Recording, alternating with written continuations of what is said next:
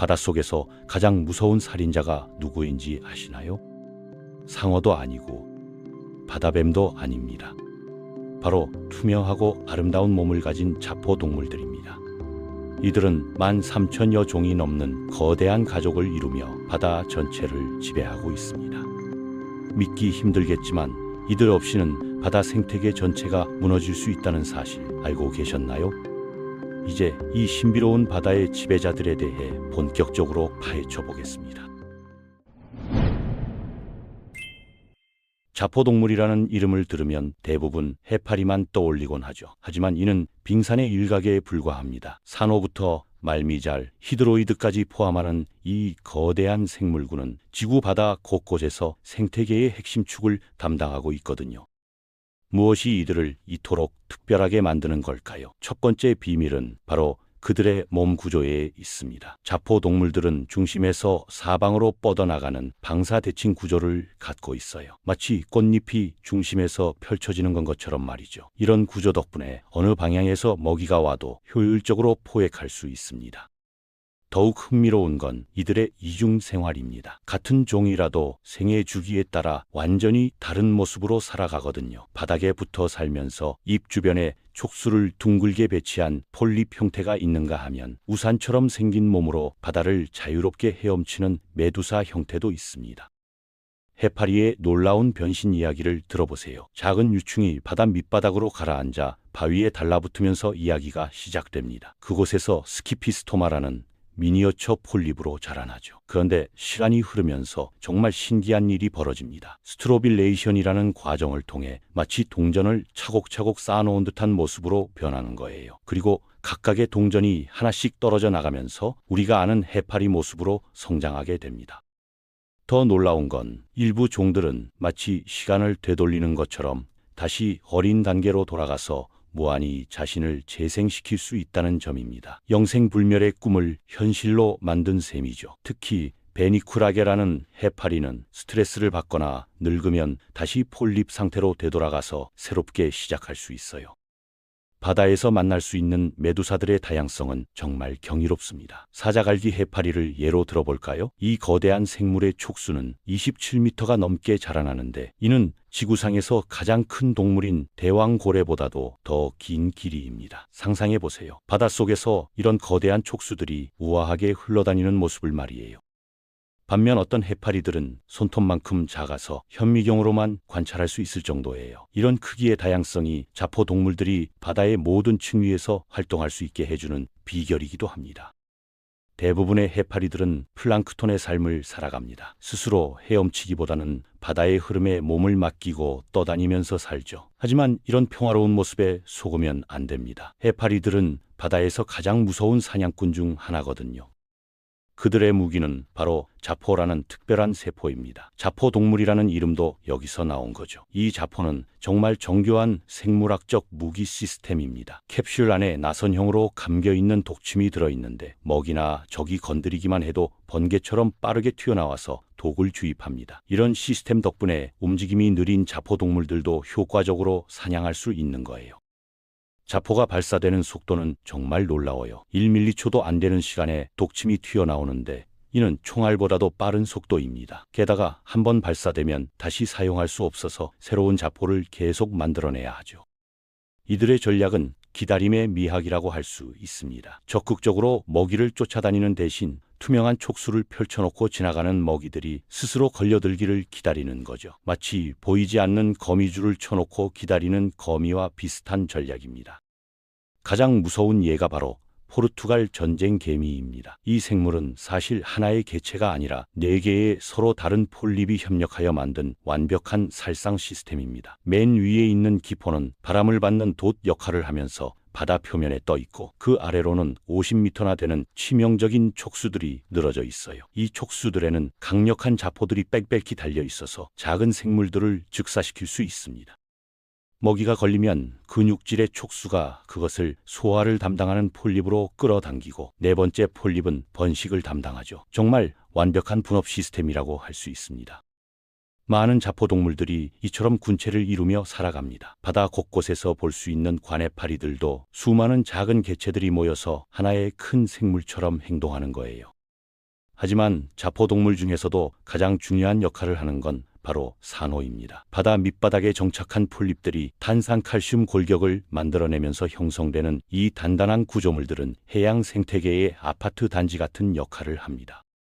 산호초가 얼마나 중요한지 아시나요? 전체 바다 면적의 1%도 안 되는 공간에 알려진 해양 생물의 25%가 살고 있습니다. 이는 육지의 열대우림과 맞먹는 생물 다양성이에요. 산호초는 수많은 물고기와 무척추 동물들에게 은신처와 번식지를 제공하고 해안가를 파도와 태풍의 피해로부터 보호하는 천연 방파제 역할도 합니다.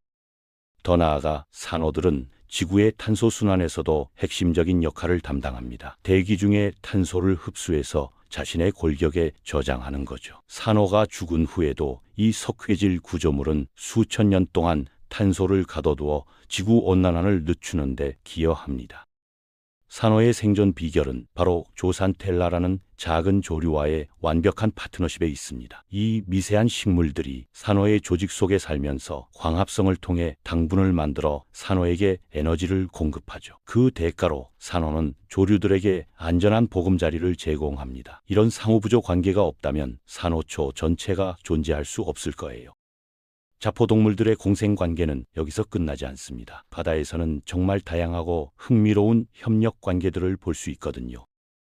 집게개와 말미잘의 관계를 보세요. 집게개는 자신의 껍질에 말미잘을 태우고 다니면서 이동 서비스를 제공합니다. 말미잘 입장에서는 더 넓은 바다를 돌아다니며 먹이를 구할 기회가 늘어나죠. 그 대신 말미잘은 자신의 독침으로 집게개를 보호해주는 보디가드 역할을 합니다. 가장 유명한 건 역시 흰동가리와 말미잘의 관계겠죠. 흰동가리는 몸 전체에 특별한 점액을 분비해서 말미잘의 독침에 면역을 갖게 됩니다. 이 점액이 없다면 흰동가리도 다른 물고기들처럼 말미잘에게 잡아먹히고 말 거예요. 하지만 이 특별한 능력 덕분에 흰동가리는 말미잘의 촉수 사이에서 안전하게 살 수 있고, 말미잘은 흰동가리가 가져다주는 먹이 찌꺼기와 청소 서비스를 받을 수 있습니다. 넓은 바다에서도 비슷한 관계를 볼 수 있어요. 일부 물고기들은 큰 해파리의 촉수 사이에 숨어 살면서 다른 물고기들을 유인하는 미끼 역할을 하기도 합니다. 해파리는 더 많은 먹이를 얻고 물고기는 안전한 은신처를 얻는 윈윈 관계죠. 이 모든 사례들이 보여주는 건 자포동물들이 단순히 바다에 사는 생물 중 하나가 아니라 해양 생태계 전체의 생물 다양성을 증진시키는 핵심 역할을 한다는 점입니다. 자포동물들의 중요성은 여기서 그치지 않습니다. 이들은 바다의 서로 다른 층위에서 각각 다른 역할을 담당하고 있어요. 표층에서는 해파리들이 플랑크톤을 잡아먹으며 먹이 사슬의 중간 단계를 담당합니다. 동시에 이들 자신도 바다거북, 참치, 일부 상어들의 중요한 먹이원이 되죠. 중층에서는 다양한 관해파리들이 복잡한 먹이망을 형성하고, 저층에서는 산호와 말미잘들이 생물 다양성의 핫스팟을 만들어냅니다. 심해에서도 자포동물들을 만날 수 있습니다. 깊은 바다의 산호들은 조산텔라 없이도 살아갈 수 있는 능력을 발달시켰어요. 이들은 바다 위에서 떨어지는 유기물이나 작은 플랑크톤을 잡아먹으며 살아가면서 심해 생태계의 오아시스 역할을 합니다. 최근 연구들에 따르면 자포동물들의 역할이 기후변화 시대에 더욱 중요해지고 있다고 합니다. 바다 온도가 상승하고 산성화가 진행되면서 일부 자포동물들은 다른 해양 생물들보다 더 잘 적응하고 있거든요. 특히 해파리들은 변화하는 환경에서 개체수가 증가하는 추세를 보이고 있어요. 하지만 이것이 반드시 좋은 소식만은 아닙니다. 해파리 개체수의 급증은 어업에 피해를 주기도 하고 일부 지역에서는 생태계 균형을 깨뜨리기도 하거든요. 이는 자포동물들이 해양 생태계에서 얼마나 중요한 위치를 차지하고 있는지를 보여주는 또 다른 증거라고 할 수 있습니다. 산호초의 경우는 더욱 심각한 상황에 직면해 있습니다. 지구온난화로 인한 백화 현상으로 전 세계 산호초의 상당 부분이 위험에 처해 있어요. 산호와 조산텔라의 공생관계가 깨지면서 산호들이 하얗게 변하고 결국 죽어가는 거죠. 이는 단순히 산호만의 문제가 아니라 산호초에 의존하는 수많은 생물들의 생존 문제이기도 합니다. 그렇다면 우리는 이 소중한 자포동물들을 어떻게 보호할 수 있을까요? 무엇보다 바다 환경을 깨끗하게 유지하는 것이 중요합니다. 플라스틱 오염을 줄이고 화학 물질의 바다 유입을 막으며 지구 온난화를 늦추기 위한 노력이 필요하죠. 또한 산호초 보호구역을 확대하고 지속 가능한 어업 방식을 도입하는 것도 중요합니다. 관광 활동도 환경에 미치는 영향을 최소화하는 방향으로 이루어져야 하고요. 과학자들은 현재 자포동물들의 재생 능력을 연구해서 의학 분야에 응용하려는 시도들도 하고 있습니다. 일부 해파리의 무한 재생 능력이나 자포의 정교한 독 전달 시스템 등은 새로운 치료법 개발에 영감을 주고 있어요. 특히 암 치료나 노화 방지 연구에서 이들의 메커니즘이 주목받고 있습니다. 결국 자포동물들은 우리가 생각하는 것보다 훨씬 더 복잡하고 중요한 생물들입니다. 단순해 보이는 몸 구조 속에 수억 년의 진화가 만들어낸 완벽한 생존 전략들이 숨어 있고, 이들이 만들어내는 생태계 네트워크는 바다 전체의 건강성을 좌우하고 있습니다. 투명하고 아름다운 이들의 모습 뒤에는 바다를 지키는 수호자의 역할이 숨어 있는 거죠. 앞으로 우리가 바다를 볼 때 이 놀라운 자포동물들의 이야기를 기억해 주시기 바랍니다. 그들이 있기에 우리의 푸른 행성이 더욱 풍요롭고 아름다울 수 있다는 사실을 말이에요.